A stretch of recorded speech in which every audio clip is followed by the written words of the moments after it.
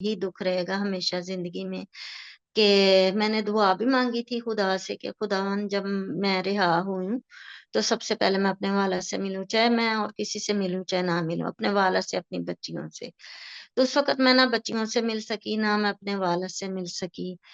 तो आज भी यकीन जाने कि मैं जब अपने वालिद को याद करती हूँ ना, तो मैं रोने लग जाती हूँ। तो रो-रो के अब तो बस ऐसे ही है कि जा भी नहीं सकती। कल को अगर मेरे वालिद फ़ौत हो जाते हैं, तो मैं तो उनको देख भी नहीं सकती। मेरी वालिदा भी फ़ौत हो गई थी, जब मैं जेल में थी, तो उनको भी मैं नहीं देख सकी। तो ये मरते दम तक तो मेरे दिल में यही रंज रहेगा कि मैंने अपने किसी को नहीं देखा, किसी को नहीं मिली।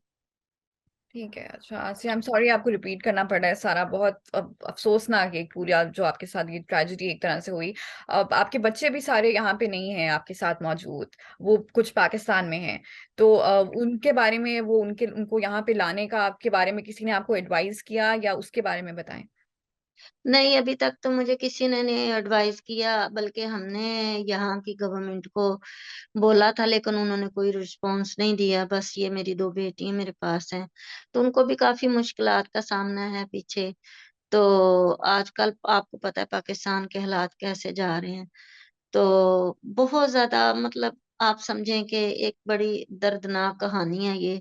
जितनी हम बोलेंगे उतना ही अ, लोगों को पता तो चलेगा, लेकिन ये है कि लोगों ने कभी मेरे मुँह से ये दर्द भरी कहानी नहीं सुनी है। तो जी। दिली सदमा भी है सबको ना मिलने का और इस दुःख का भी कि मैं इतनी दूर बैठी हुई हूँ, 100 मील दूर। जी, तो आसिया कैसा लगता है, गुस्सा आता है पाकिस्तान के ऊपर, पाकिस्तान की रियासत के ऊपर कि उन्होंने ये किस तरह आपको जो है इतने सालों जेल में रखा, किसी ऐसी चीज़ के ऊपर जो आपने की ही नहीं थी, आपका जुर्म था ही नहीं, उसके ऊपर और फिर जब आप वहाँ से फाइनली निकल गई, क्लियर हो गई, तब भी आप एक तरह से उन्होंने आपको क्लियर नहीं किया, आप अपनी फैमिली से नहीं मिल सकीं, आप अपने मुल्क में नहीं रह सकतीं। तो किस तरह कैसा लगता है? मैं आप जानना चाहती हूँ कि आपकी क्या पाकिस्तान से के बारे में क्या आपकी वो है एक तरह से जो पाकिस्तान से ताल्लुक होता है ना आपका वो थोड़ा-सा होने लग जाता है कि ये हमारे साथ कितना मिसट्रीटमेंट हो रहा है और आप अक़लियती बिरादरी से भी ताल्लुक रखती हैं पाकिस्तान की, तो जिनसे बहुत ज़्यादा मिसट्रीटमेंट उनसे होता है पाकिस्तान में और भी लोगों के साथ जो हमारी अक़लियतें हैं। तो किस तरह कैसा लगता है पाकिस्तान के बारे में?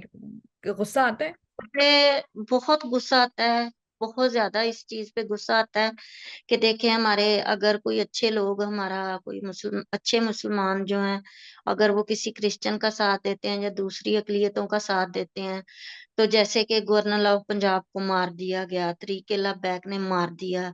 उन्होंने बहुत बड़ी नाइंसाफ़ी की उनको मार के, कि उनका क्या कसूर था? एक हमदर्दी थी ना मेरे साथ, एक दुःख का इज़हार किया, तो उन्होंने क्या उसको झूठा फ़तवा दे के उनको मार दिया। उसके बाद शहबाज़ भट्टी जो हमारी अक़लियत के वज़ीर थे, उनको भी इन्होंने मार दिया। तो मैं समझती हूँ कि हमारे मुल्क में इस चीज़ की बहुत ज़्यादा नाइंसाफ़ी है।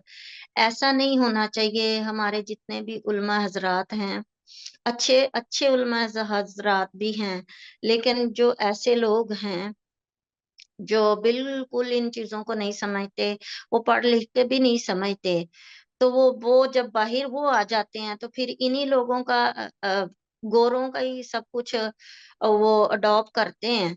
तो तब उनको याद नहीं आता, तब उनको क्रिश्चियन याद नहीं आते कि हम बाहर जाके क्या करते हैं, हम वही सब कुछ खाते हैं, वही सब कुछ पीते हैं, उन्हीं के मुल्कों में रहते हैं, उन्हीं के मुल्क से पैसा कमा के हम अपने पाकिस्तान में लेके जाते हैं।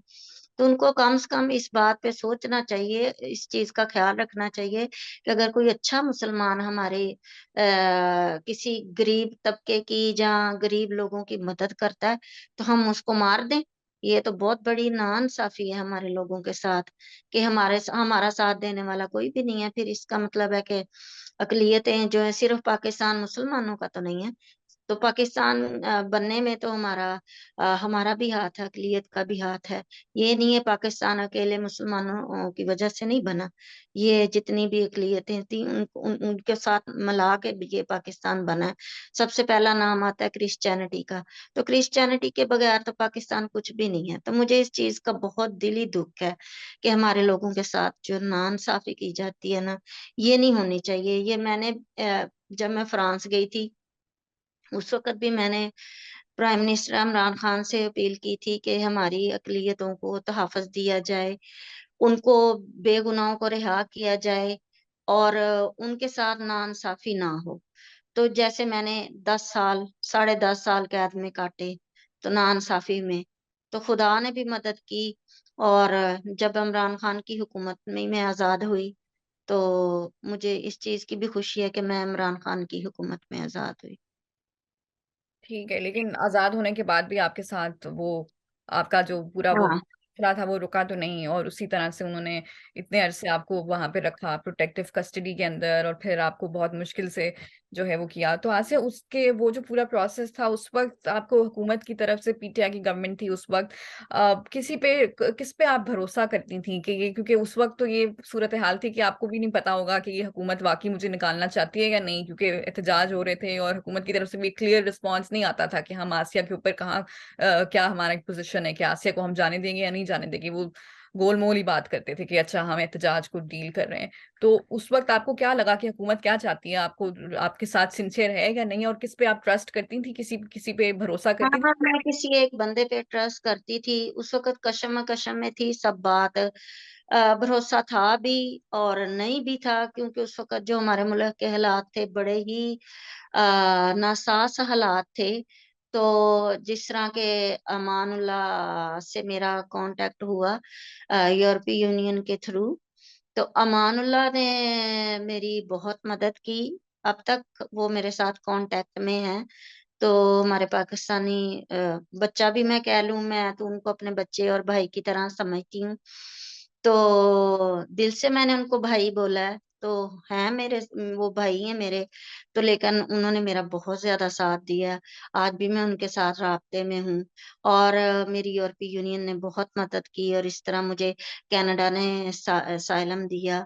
तो ये चीज़ें जो मेरे लिए बहुत मायने रखती हैं। ठीक है, अच्छा मैं अपने हमारे देखने वालों के लिए बता दूँ कि अमानुल्लाह जिसका आसिया ज़िक्र कर रही हैं, वो एक एक्टिविस्ट हैं, लाहौर में रहते थे पहले और उन्होंने आसिया की मदद की और भी जो ब्लास्फेमी तौहीन रिसालत के झूठे इल्ज़ामात में लोग जेल में होते थे, उनकी वो मदद किया करते थे इन टर्म्स ऑफ एडवोकेसी उनको उनके लिए बारे में ख़त लिखते थे टू ह्यूमन राइट्स ऑर्गनाइज़ेशंस को और उनकी जो केस होता था उसको हाइलाइट करते थे। तो आसिया की भी उन्होंने बहुत ज़्यादा जो है वो केस हाइलाइट करने में मदद की और यूरोपियन यूनियन जो है उन्होंने उनको जो है वो एक तरह से अपॉइंट किया कि वो आसिया का जो मामला है पूरा वो देखें और जब आसिया रिलीज़ हुई उसके बाद तो और वो उनको आयरॉनिकली उनको भी जो है इसकी वजह से धमकियों का सामना करना पड़ा अपनी एडवोकेसी की वजह से और अमानुल्लाह भी इस वक्त एग्जाइल में हैं ऑस्ट्रेलिया के अंदर हैं वो भी पाकिस्तान नहीं आ सकते क्योंकि उनको भी तहरीक लब्बैक की तरफ से और इस तरह के ग्रुप्स की तरफ से धमकियां हैं जैसे आसिया को हैं और बाकी इस तरह के काम करने वाले जो ब्लास्फेमी